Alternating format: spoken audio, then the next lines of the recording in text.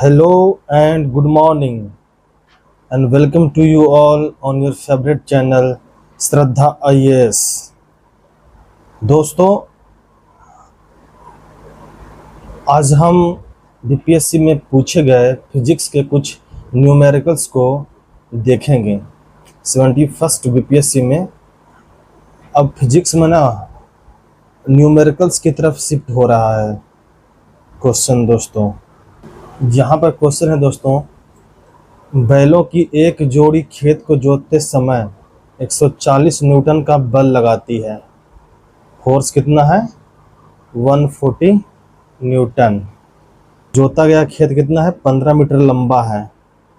ठीक है, तो मतलब जो डिस्टेंस है एस वो है 15 मीटर। तो खेत की लंबाई को जोतने में किया गया कार्य पूछ रहा है। डब्लू का फॉर्मूला होता है, पढ़ते थे हम लोग, एफ एस कॉस थीटा, है ना। वर्क को फोर्स मल्टीप्लाई वो डिस्टेंस होता है। फोर्स कितना हो गया? 140 न्यूटन मल्टीप्लाई 15, 2100 जूल हो गया, क्यों वर्क को मापते हैं जूल में। Next question, energy consumed in a house of 250 units, then what is total energy in joule. Joule में पूछ रहा है एनर्जी को। ठीक है, जो ऊर्जा जो खर्च हुई है घर में कितना हुआ? 250 यूनिट। यूनिट का मतलब होता है जो पावर है ना दोस्तों, पावर को बोलते हैं पावर। वर्क वाई टाइम होता है, मतलब जूल पर सेकंड होता है। ठीक है, अगर पूछा जाएगा एनर्जी, जूल पूछ रहा है मतलब वर्क पूछ रहा है, ये वर्क पूछ रहा है, तो कितना होगा? P इंटू पावर को किस में नापते हैं? वाट। पावर को नापते हैं वाट में, है ना। और टाइम को नापते हैं आवर। यूनिट में पहुंचने के लिए ना ये चाहिए यूनिट। वाट आवर एक छोटा यूनिट है ना। अगर हम तो एक यूनिट को हम मापने के लिए कर देते हैं किलो वाट आवर, सुविधा होने का खातिर। कहा कि जो एक यूनिट होता है ना वो मतलब नापने योग्य, समझने योग्य यूनिट है। तो 1 किलो वाट आवर को बोलते हैं 1 यूनिट। 1 यूनिट बराबर क्या होता है? 1 किलो वाट आवर। इस 250 यूनिट बराबर कितना होगा? तो 250 किलो वाट आवर ये होगा। अब यहाँ पर है कि इसको जूल में बदलना है। 1 किलो वाट आवर, इसको जब हम जूल में लिखते हैं तो लिखते हैं 3.6 इंटू 10⁻6 जूल। ठीक है, इसी को बोलते हैं 1 unit. 1 kilowatt hour 1 unit के बराबर है। तो 250 यूनिट निकालना है, तो इसमें मल्टीप्लाई कर देंगे 250 से। तो 3.6 इंटू 10⁻6 जूल, है ना, मल्टीप्लाई बाई 250। ठीक है, जो गुना करो कितना हुआ? बाई 10 था तो ठीक है, ये ख़त्म हो गया। कितना हुआ? 36 गुना 25 कर दो, कितना हुआ? 900। ठीक है, तो कितना हो गया? 900 गुना 10⁻6 जूल। 900 क्या लिखेंगे? 9 इंटू 10⁻2 गुना 10⁻6, 9 इंटू 10⁸ जूल। ये आंसर हो गया। हम एक लकड़ी के बक्से को 200 न्यूटन बल लगाकर उसे नियत वेग से फर्श पर ढकेल रहे हैं। सीमांत घर्षण बल को बोलते हैं इंग्लिश में लिमिटिंग फ्रिक्शनल फोर्स।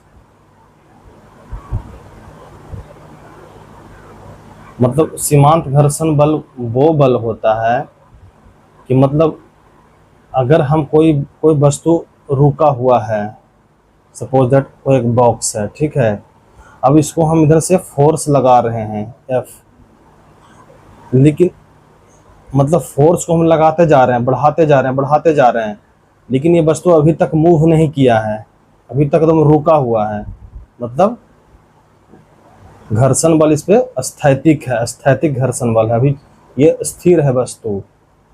इसको ये फोर्स को बढ़ाते जाएंगे, बढ़ते बढ़ते एक ऐसा टाइम आएगा कि उसके बाद ये वस्तु अब ये स्थिर नहीं रहकर अब ये मूव करने, गति करने वाला ही होगा, अभी तक गति नहीं किया है।